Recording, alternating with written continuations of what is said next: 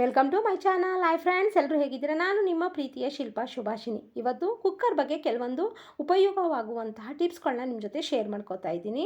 ಕುಕ್ಕರ್ನ ನೀವು ಅಂಗಡಿಲಿ ತೊಗೋಬೇಕಾದ್ರೆ ನೀಟಾಗಿ ನೋಡಿ ಅಲ್ಲಿ ಸೀಲ್ ಇದೆಯಾ ಅಂತ ನೋಡಿ ತೊಗೊಳ್ಳಿ. ಮತ್ತು ನೀಟಾಗಿರಬೇಕು, ಎಲ್ಲೂ ಕೂಡ ಸ್ಕ್ರ್ಯಾಚ್ ಆಗಿರಬಾರ್ದು. ಆ ರೀತಿ ನೋಡಿ ತೊಗೊಳ್ಳಿ. ನೆಕ್ಸ್ಟ್ ತೊಗೊಂಡಾದ್ಮೇಲೆ ಈ ಮಧ್ಯದಲ್ಲಿ ಅಡುಗೆ ಎಲ್ಲ ಮಾಡಾದ್ಮೇಲೆ ಹೋಲ್ ಇದೆ ಕುಕ್ಕರ್ ಮುಚ್ಚಳದಲ್ಲಿ. ಆ ಕುಕ್ಕರ್ ಮುಚ್ಚಳದಲ್ಲಿ ಅಡುಗೆ ಅಥವಾ ಸಾರು ಮಾಡಾದ್ಮೇಲೆ, ಅನ್ನ ಮಾಡಾದ್ಮೇಲೆ ಅದರೊಳಗಡೆ ರೈಸ್ ಸೇರ್ಕೊಂಡಿರ್ತದೆ. ಅದಕ್ಕೋಸ್ಕರ ನೀರನ್ನು ಹಾಕಿ ಕ್ಲೀನ್ ಮಾಡ್ಕೊಳ್ಳಿ. ಅವಾಗವಾಗ ಕ್ಲೀನ್ ಮಾಡ್ಕೋತಾ ಇರಿ. ನೆಕ್ಸ್ಟ್ ಈ ಥರ ಬೆರಡ್ಗಳು ಗಲೀಜಾಗಿರುತ್ತೆ ಮತ್ತು ಅದು ಮಧ್ಯದಲ್ಲಿ ಸೀಳ್ಬಿಟ್ಟಿರುತ್ತೆ. ಅಂಥ ಬೆರಡ್ಗಳನ್ನ ದಯವಿಟ್ಟು ಯಾರು ಕೂಡ ಉಪಯೋಗಿಸೋಕ್ಕೆ ಹೋಗಬೇಡಿ.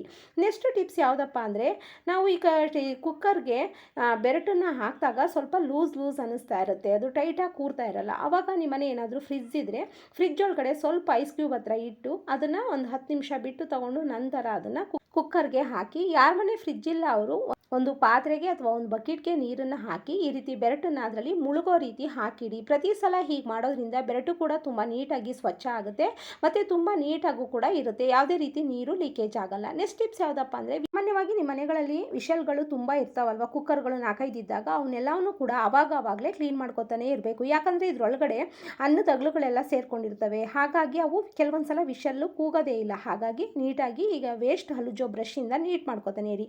ಈ ವಿಡಿಯೋ ಇಷ್ಟ ಆಗಿದೆ ಲೈಕ್ ಕೊಡೋದು ಮರಿಬೇಡಿ ಫ್ರೆಂಡ್ಸ್. ಯಾರ್ಯಾರು ನನ್ನ ಚಾನಲ್ನ ಸಬ್ಸ್ಕ್ರೈಬ್ ಮಾಡ್ದೇ ನೋಡ್ತಾ ಇದ್ದೀರಾ, ಪ್ಲೀಸ್ ರಿಕ್ವೆಸ್ಟ್ ಮಾಡ್ಕೋತಾ ಇದ್ದೀನಿ, ನನ್ನ ಚಾನಲ್ನ ಸಬ್ಸ್ಕ್ರೈಬ್ ಮಾಡಿಕೊಂಡು ನನಗೆ ಸಪೋರ್ಟ್ ಮಾಡಿ ಅಂತ ಕೇಳ್ತೀನಿ. ಹಾಗೆ ನಿಮ್ಮ ಫ್ರೆಂಡ್ಸು ಫ್ಯಾಮಿಲಿಗೆ ಶೇರ್ ಮಾಡಿ. ಕಮೆಂಟ್ಸಲ್ಲಿ ಹೇಗಿತ್ತು ಅಂತ ತಿಳಿಸಿ. ನಾನು ಹೇಳುವಂಥ ಕೆಲವೊಂದು ಟಿಪ್ಸ್ಗಳು ನಿಮಗೆ ಗೊತ್ತಿರ್ಬೋದು, ಕೆಲವ್ರು ಗೊತ್ತಿಲ್ಲದೇ ಇರ್ಬೋದು. ನಿಮಗೆ ಗೊತ್ತಿರೋ ಅಂಥದ್ದನ್ನ ನನಗೆ ಕಮೆಂಟ್ಸಲ್ಲಿ ತಿಳಿಸಿ. ನಾನು ಕೂಡ ತಿಳಿದು ಬೇರೆಯವ್ರಿಗೂ ಕೂಡ ತಿಳಿಸ್ತೀನಿ.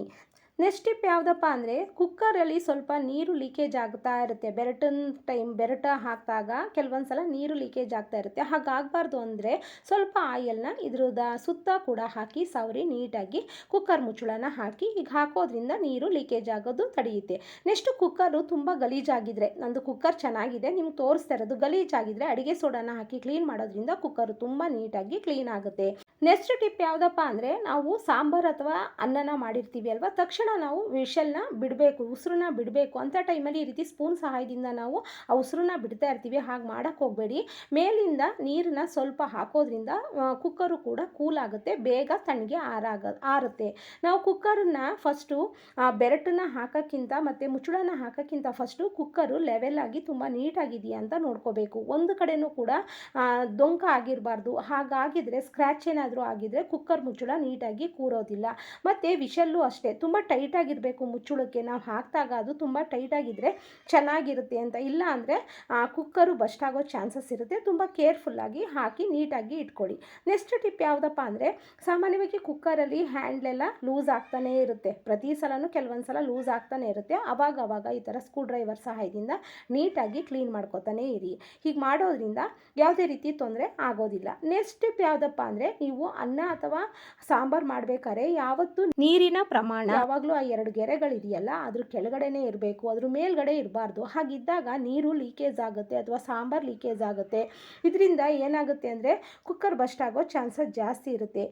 ಈ ವಿಡಿಯೋ ಇಷ್ಟ ಆದರೆ ಲೈಕ್ ಕೊಟ್ಟು ಸಪೋರ್ಟ್ ಮಾಡಿ. Thank you so much.